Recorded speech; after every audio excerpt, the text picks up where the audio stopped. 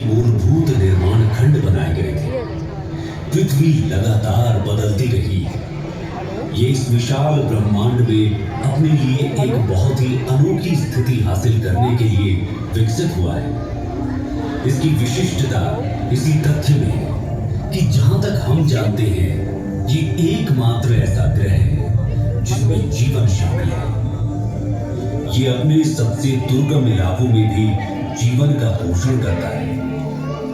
एक प्रजाति के लिए जो रहने लायक नहीं हो सकती, वो दूसरे के रहने और पनपने के लिए आदर्श घर और निवास स्थान है। इस पृथ्वी पर जीवन की कई सारी प्रजातियां हैं, जिसमें कि हम सभी का नाम भी नहीं ले पाए। सभी प्रजातियां एक दूसरे के साथ अंतरंग संबंध में रहती हैं और पनपती रहती हैं। हर एक अपने अस्तित्व और प्रसार के लिए दूसरे पर निर्भर रहती है। अरबों वर्षों में हमारी पृथ्वी विस्तार करते रहने वाले ब्रह्मांड में लड़खड़ाते हुए उस पर संपूर्ण जीवन के लिए एक जीवंत अंतरिक्ष यान बन गई। इस अंतरिक्ष यान के 2/3 हिस्से पानी में ढके हुए थे और इसी ने इस ग्रह को उसका नीला रंग दिया। यहाँ पर जीवन के प्रथम रूप दिखाई दिए। समुद्र के सबसे गहरे बिंदुओं से जीवन भूमि और सबसे ऊंचे पहाड़ों की ओर चला गया। पृथ्वी की गहराई में इसकी गर्म मैंटल और फिर बाहरी और आंतरिक कोर स्थित है। वहां का तापमान लगभग 5400 डिग्री सेल्सियस होने का अनुमान है, जो सूर्य की सतह के तापमान के लगभग बराबर है। ऐसा माना जाता है कि पृथ्वी का आंतरिक कोर धीरे धीरे बढ़ रहा है, क्योंकि आंतरिक कोर की सीमा पर तरल बाहरी कोर पृथ्वी के आंतरिक भाग के क्रमिक शीतलन के कारण प्रति अरब वर्ष लगभग 100 डिग्री सेल्सियस पर ठंडा और ठोस हो जाता है। पृथ्वी के आंतरिक और बाहरी कोर में निर्मित कन्वेक्शन करंट्स अर्थात हमारे ग्रह की चुंबकीय फील्ड्स का निर्माण करते हैं। ये हमारे ग्रह के चारों ओर के चुंबकीय क्षेत्र ही हैं, जो हानिकारक विद्युत चुंबकीय विकिरण को हम पर हमला करने से रोकती हैं। कल्पना कीजिए, यदि मात्र एक दिन के लिए भी ये मैग्नेटिक फील्ड्स न होती, तो सारा का सारा जीवन नष्ट हो गया होता।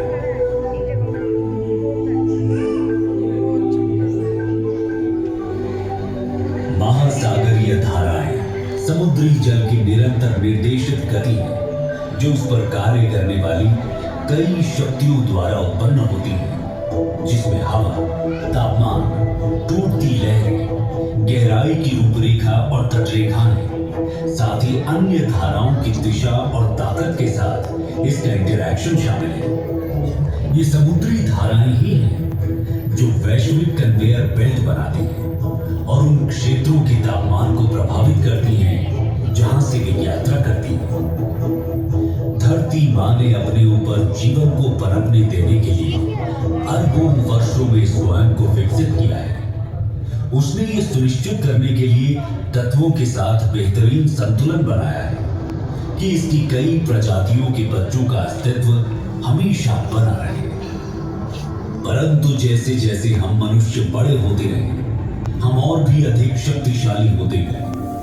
जब तक कि हम अपने ग्रह के प्रति अधिक सचेत नहीं होंगे, तो जो ज्ञान हमने प्राप्त किया है, वो अंततः हमें नष्ट भी कर सकता है।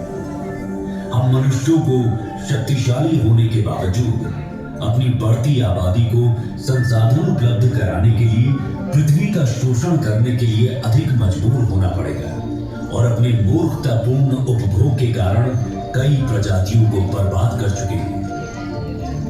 पृथ्वी ने हमें पहले से ही चेतावनियां देना शुरू कर दिया है। प्रमुख जलवायु परिवर्तन, ध्रुवीय टोपी का पिघलना, जो कि हमारे मीठे या ताजे पानी का सबसे बड़ा भंडार है, न केवल उसके भंडार को बर्बाद करता है, बल्कि पृथ्वी की ऊपरी तह को भी विकृत करता है, जिसके फिर दूरगामी परिणाम होते हैं।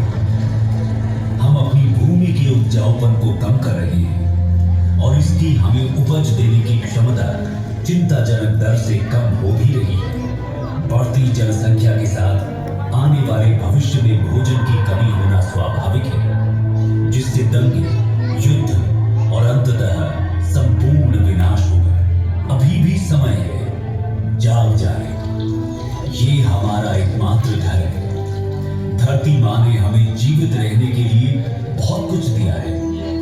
इस दुनिया में सभी के लिए पर्याप्त है, लेकिन एक आदमी के लालच के लिए कभी भी पर्याप्त नहीं होगा।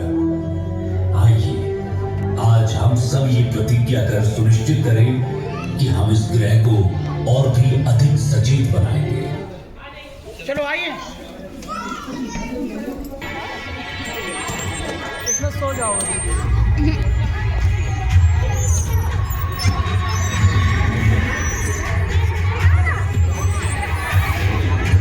ब्रह्मांड की यात्रा।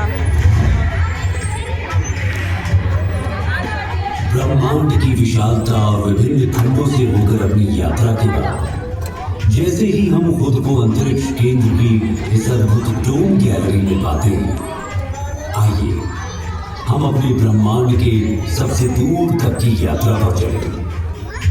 आइए ब्रह्मांड के परिप्रेक्ष्य में हम स्वयं अपने आप को जरा देखें कि हम कहाँ खड़े हैं, हम क्या हैं।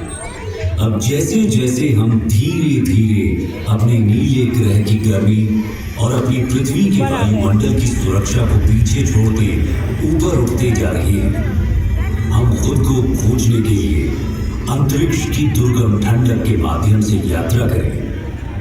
हम नए अन्वेषक बनने जा रहे हैं, जिन्होंने आगे बढ़ने और अपने भीतर खुद को खोजने का साहस किया है। अब हम ये यात्रा शुरू करने वाले हैं। अपनी सीट पर बैठे रहें। ये यात्रा कभी कभार ऊबड़ खाबड़ भी हो सकती है, लेकिन इस स्टारशिप पर आपके कप्तान के रूप में मैं आप सभी को सुरक्षित और स्वस्थ वापस लाने का वादा करता हूं। अपनी ब्रह्मांडीय यात्रा शुरू करने से पहले आइए हम अपने सौर मंडल पर प्रकाश डालें। सूर्य से शुरू होने वाले 8 ग्रह बुध, शुक्र, पृथ्वी, मंगल, बृहस्पति, शनि, यूरेनस और नेपच्यून है। एक समय 9वें ग्रह समझे जाने वाले प्लूटो को अब हमारी ग्रह श्रृंखला का हिस्सा नहीं माना जाता है। वास्तव में सूर्य के चारों ओर ग्रहों की परिक्रमा पूर्ण वृत्त में नहीं, बल्कि एक अंडाकार कक्षा में होती है।